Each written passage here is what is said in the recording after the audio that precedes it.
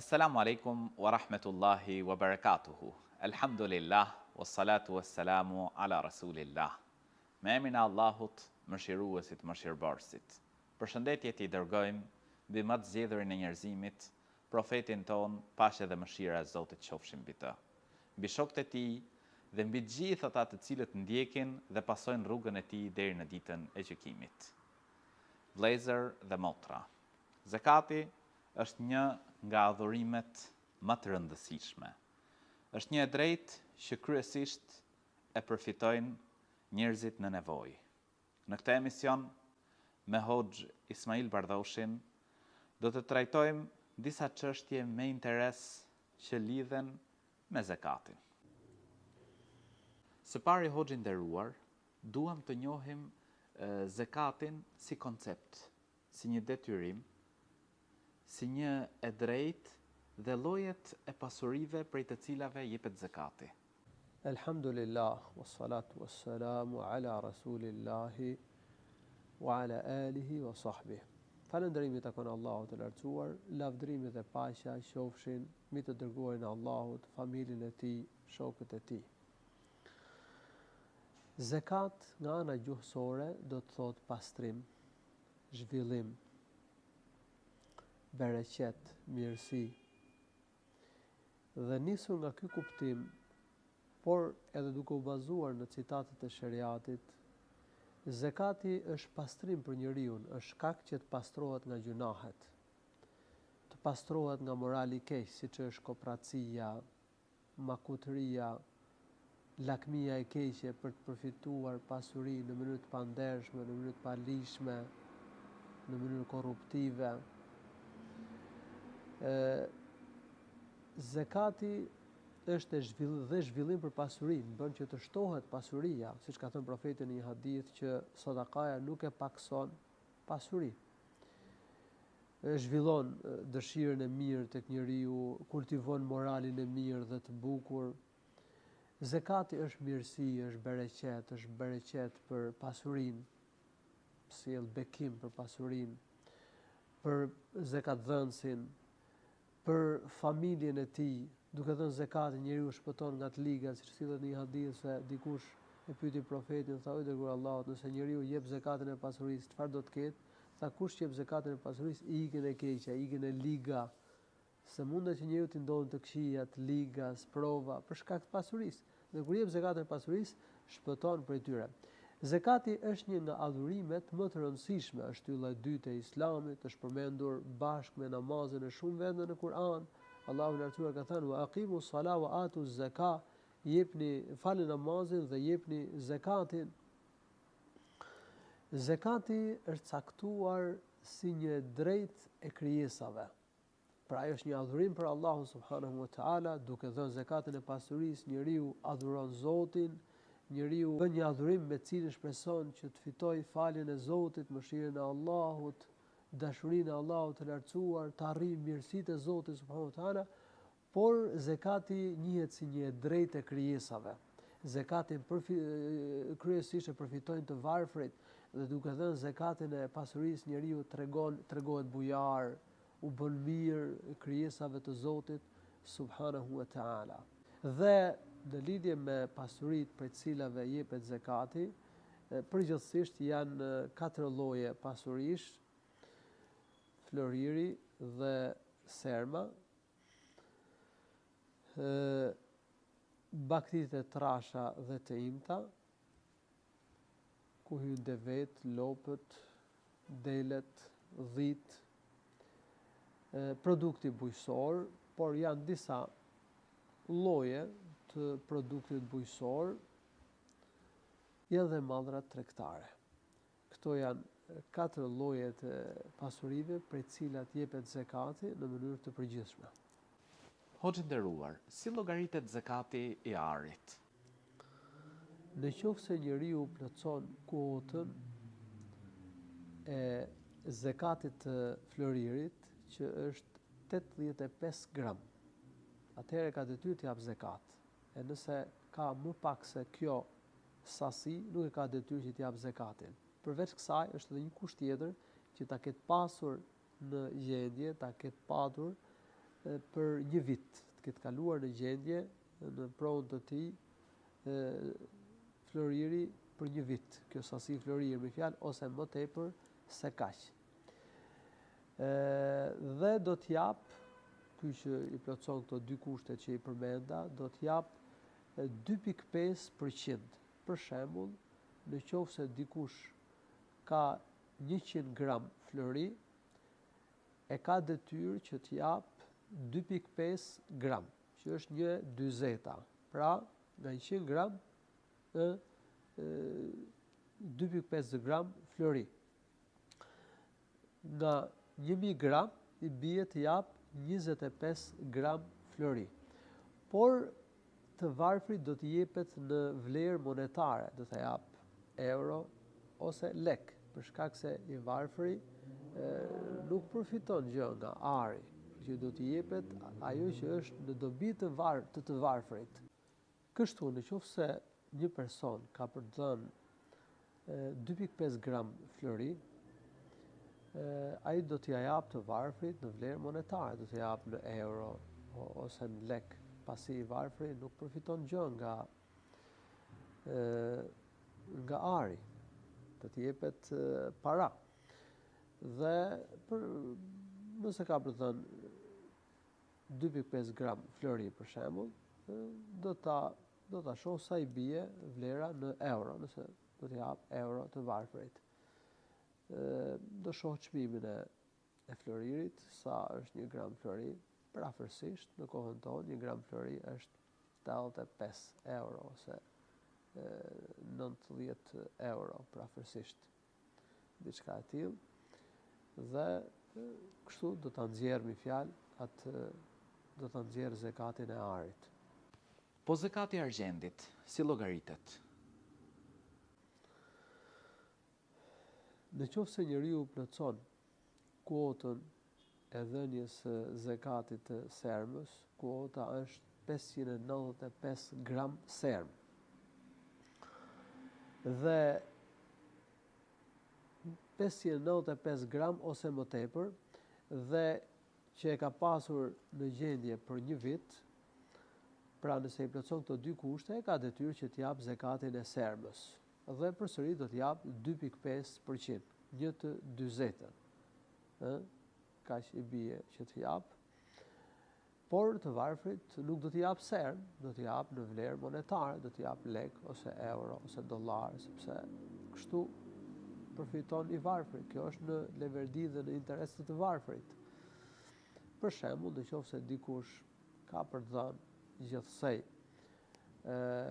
10 gram serm, 1 gram serm prafërsisht në treg është 1 euro prafërsisht. Megjithëse duhet pa çmimi, domethënë në një kohë tjetrën se mund të ndryshojë çmimi, por për momentin është prafërsisht 1 euro. Atëherë i bie që t'jap 10 euro gjithsej. Ja jep të varfrit 10 euro. A jepet zekat për bijuterit dhe si llogaritet zekati i tyre? Po, edhe për bijuterit jepet zekat, sepse përfshihet në argumentet e përgjithshme të cilat obligojnë dhënien e zekatit të floririt dhe të sermës, dhe përveç kësaj ka dhe argumente specifike, ka hadithe të specifike në të cilat profeti sallallahu alaihi wasallam ka theksuar dhënien e zekatit për bijuterit. Dhe flasim për bijuterinë e arit si fillim. Në qoftë se plotson kuotën, që është 85 gram, pra ka bijuteri ari që plotson kuotën 85 gram flori ose më tepër se kaq, e ka detyrë që t'jap zekatin për këtë bijuteri. E në qoftë se ka më pak se kaq, nuk e ka detyrë që t'jap zekatin e kësaj bijuterie. Dhe siç e sqarova pak më përpara, do t'jepet 2.5%, do t'jepet të varfrit. Kuptohet që është edhe kushti tjetër që ta ketë pasur në pronësi në gjendje për një vit, të ketë kaluar në pronësi të femrës për një vit. do t'jap sikur sa e përmendëm, do t'jap 2.5%, por për të dhënë zakatin duhet të llogaritet vlera e bijuterisë në euro, në lek ose në një valutë tjetër.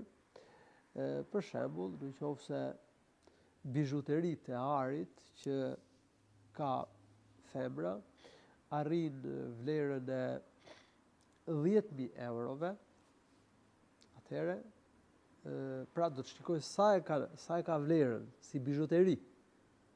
Nëse e ka vlerën si bijuteri 10.000 euro, atëherë do t'jap 2.5% e kësaj, që i bie 250 euro gjithsej, do t'jap të varfërit.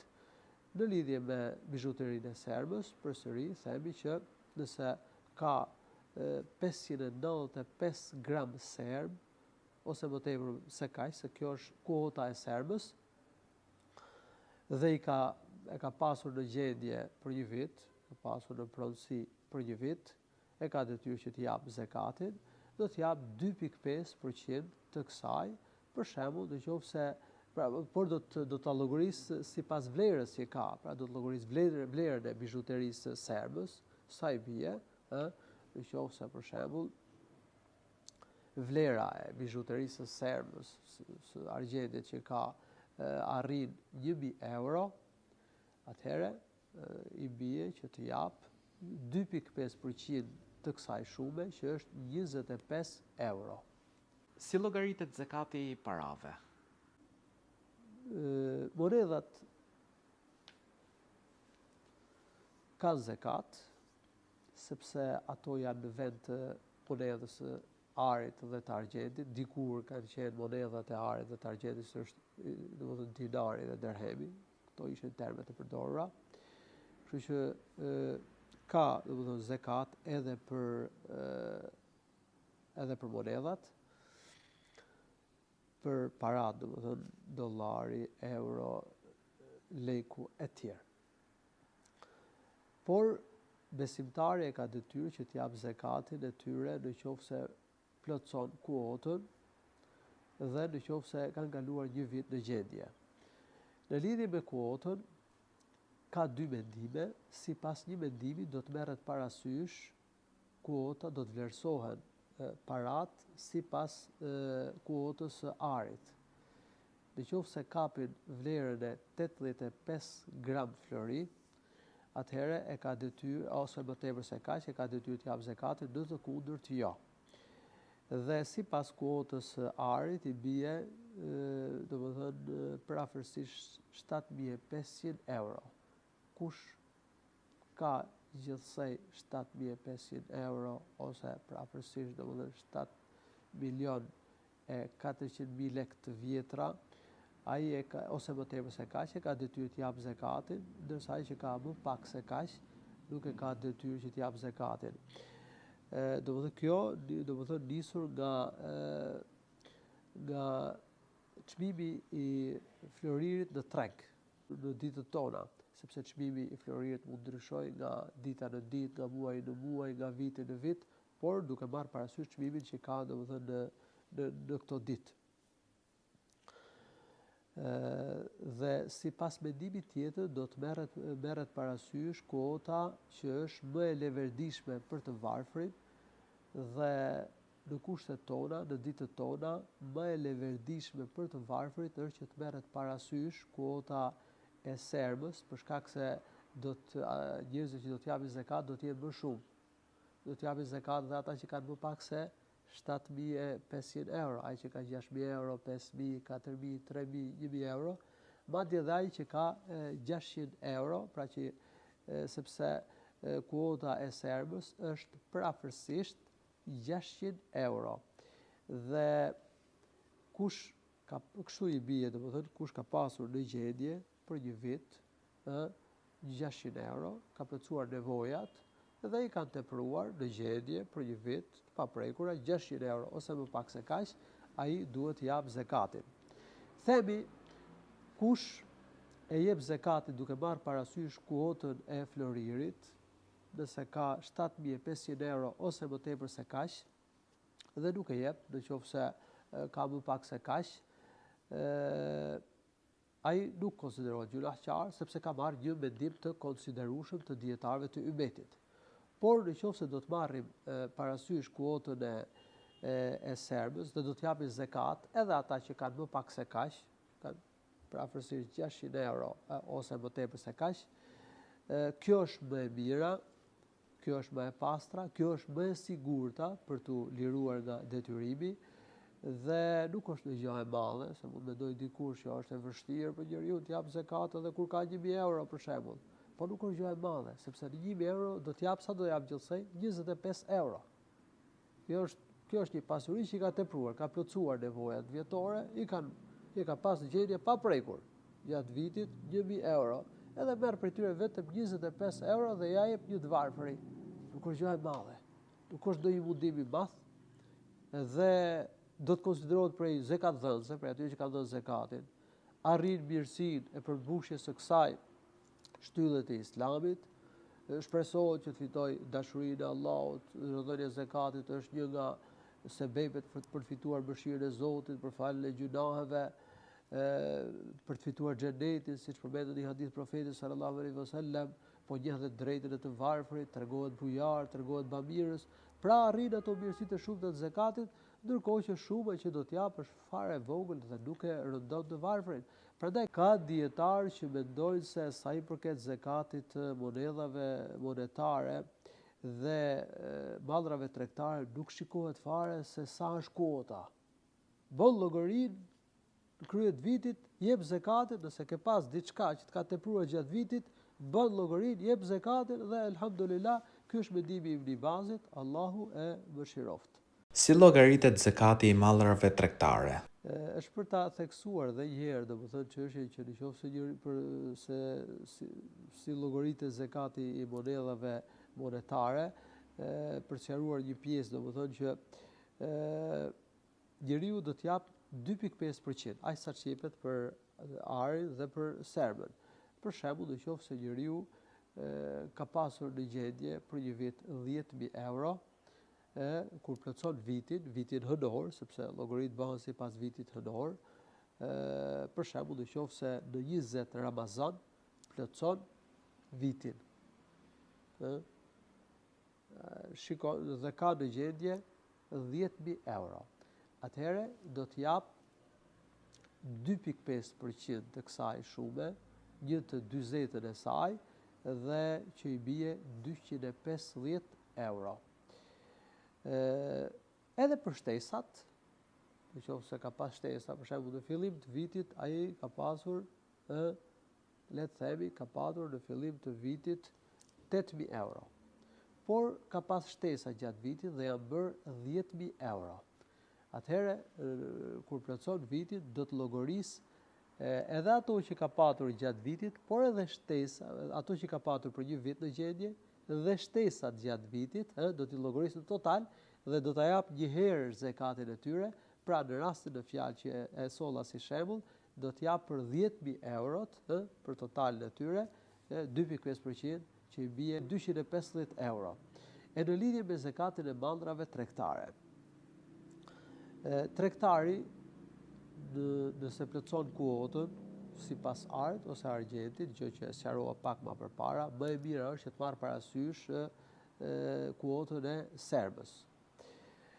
Pra plotson kuotën dhe ka kaluar një vit në gjendje, ka plotësuar vitin, atëherë do të jap zakatin e mallit dhe do ta llogorisë sipas vlerës që ka malli në ditën që plotson vitin. Për shembull, nëse vitin e ka plotësuar sot në 20 Ramazan, do ta llogorisë mallin me çmimin që e blen sot në treg. Qoftë me çmimin e shumicës nëse e kap me çmim shumice, apo me çmim pakice nëse e kap me çmim pakice. Pra, me çmimin që do ta blente sot këtë mall, jo me çmimin që e ka pas ble, as me çmimin që do t'u ashes njerëzve, por me çmimin që tregtari e blen vet në këtë ditë, në ditën që plotson vitin. Për shembull, nëse një tregtar ka një shumë totale që arrin 10.000 euro ai do t'i nxjerrë si zakat 250 euro. Do të llogarisë artikujt e tregtar që ka, nuk llogariten këtu vlera e dyqanit, nuk llogariten këtu materialet që i ka të nevojshme për shitjen e mallrave, por llogariten vetëm artikujt që i ka për tregti, që i ka për shitje. Nëse tregtari e ka të vështirë që t'i bëj llogarit e të gjitha mallrave që shet, a mundet që ai të bëj një përllogaritje të përafërt edhe prej saj të nxjerrë zakatin? Po, nëse tregtari e ka të vështirë që të bëj llogaritje çdo artikulli, çdo malli që shet, ai mund të bëjë një llogaritje të përgjithshme, të përafërt, totale, edhe t'jap zakatin e saj. Nuk ka problem kjo pjesë. Po nëse tregtari ka borxhe, si do t'i llogarisë? A do ta heq borxhin nga totali i llogarisë që ka? Nëse tregtari ka borxhe, atëherë do të heq borxhet në ditën kur plotësohet viti, do të bëjë llogaritje, do të nxjerrë totalin e vlerës së mallit që ka, edhe do të heq borxhin, pastaj për atë që mbetet, nëse plotëson kuotën, ai e ka detyrë që t'jap zakatin. Për shembull, nëse një tregtar ka në total si vlerë malli 20.000 euro, por 10.000 euro i ka borxhe. Borxhin që lidhen me këtë tregti, me këtë mall tregtar. Atëherë do të heq 10.000 euro që ka i borxh dhe do të jap zakat për 10.000 euro që i mbetet dhe që i bie domethënë 2.5%, 250 euro për t'i dhënë si zakat. A ka zakat për sendet dhe objektet që njeriu i ka për nevojat personale? Jo, nuk ka zakat për gjëra të tilla, për shtëpinë që njeriu e ka për banim, për makinën,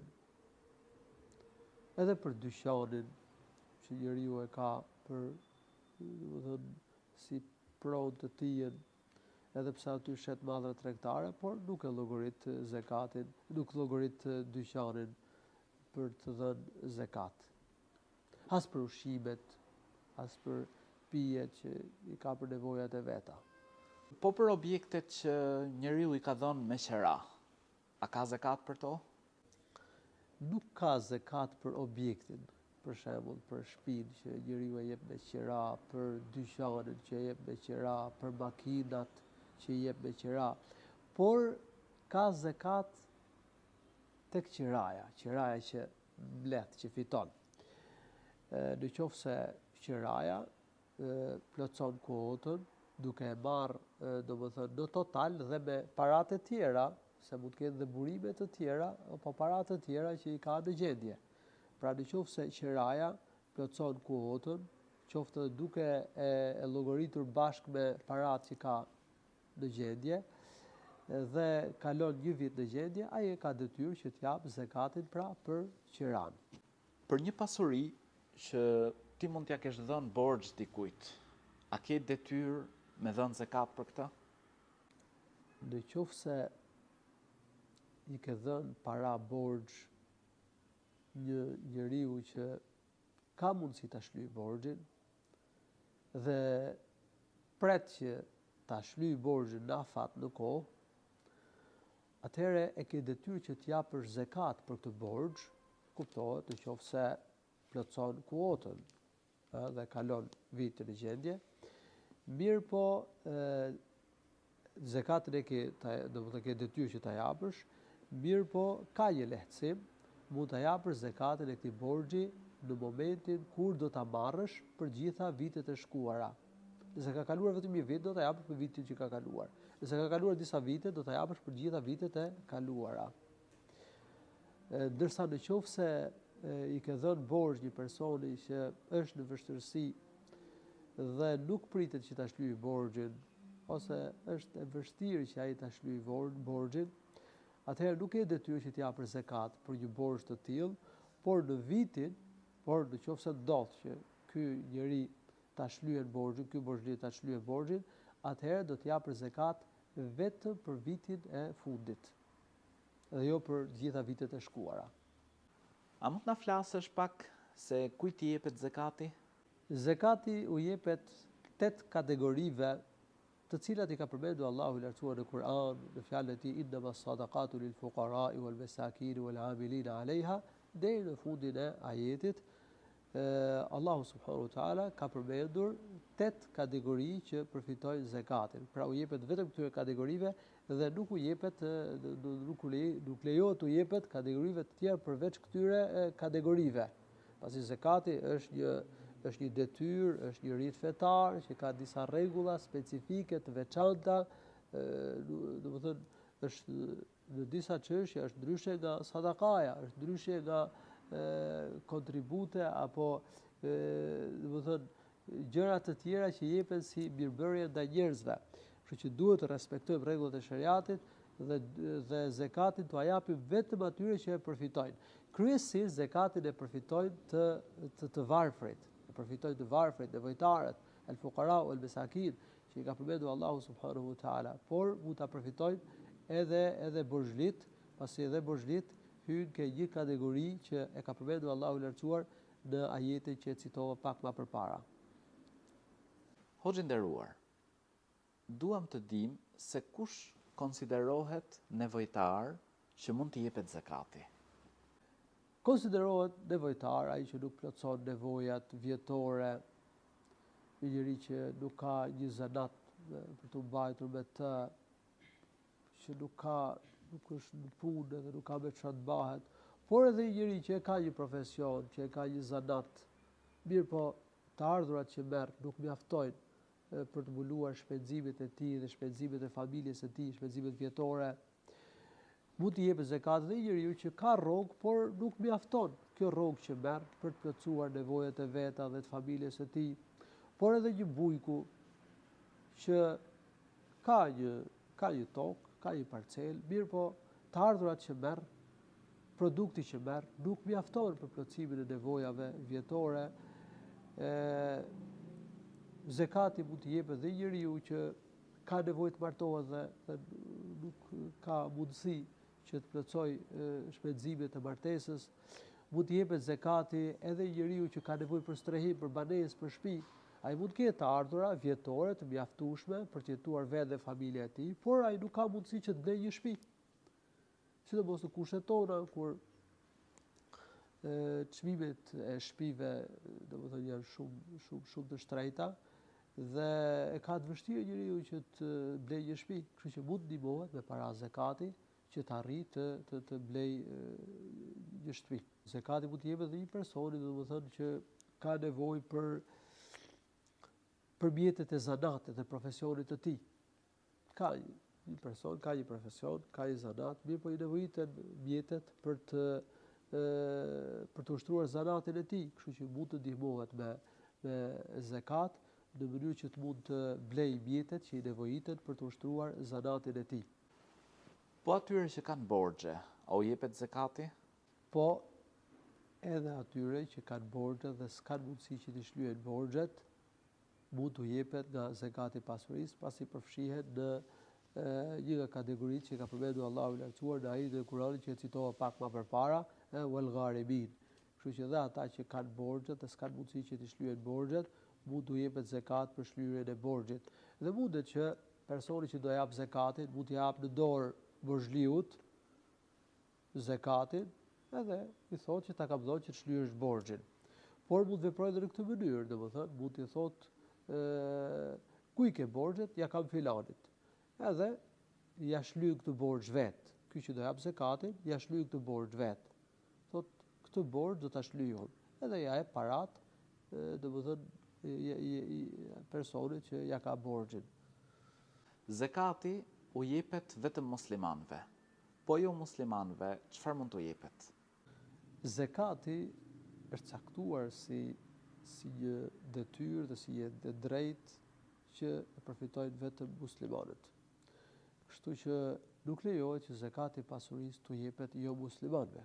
Pasi profeti sallallahu alaihi wasallam ka përmendur një hadith tu'khadhu min aghniyaihim wa turaddu ala fuqaraihim, u merret të pasurve dhe u jepet të varfërve të tyre, domethënë të varfërve të muslimanëve. Por jo muslimanëve mund t'u jepen gjëra të tjera, mund t'i jepen sadaka, mund t'i jepen dhurat, mund t'i bëjë mirë jo muslimanët, pasi ka edhe forma të tjera mirëbërje, nuk është vetëm zakati. Zakati u jepet vetëm muslimanëve, por mund t'u jepet sadaka jo muslimanëve, siç e përmenda, mund t'u japë dhurat, mund t'u ndihmojë, mund t'u alajmë një borxh, mund t'u japë nga mishi i kurbanit. Pra mirëbërja ndaj jo muslimanëve është e mirë, është gjë e pëlqyeshme, me shpërblim njeriu për mirëbërjen, qoftë edhe ndaj jo muslimanëve. Mirë, po zakati u jepet vetëm muslimanëve.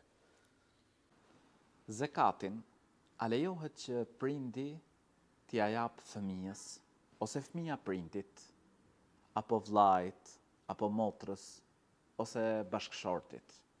Lejohet që prindi t'i jap zakatin fëmijës, ose fëmija t'i jap zakatin prindrit, por me kusht që t'jetojnë të ndarë, sepse nëse jetojnë bashkë, atëherë bie që njeriu t'i jap zakatin vetvetes.